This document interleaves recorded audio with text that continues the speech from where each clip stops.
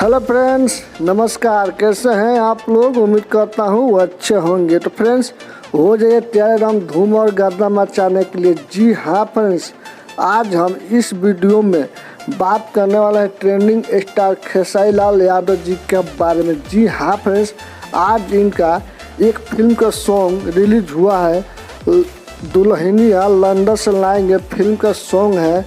जिस सॉन्ग का नाम है हाई हील के सैंडल में। जी हाँ फ्रेंड्स, हाई हील के सैंडल में बहुत बेहतरीन सॉन्ग है, बहुत ज़बरदस्त सॉन्ग है।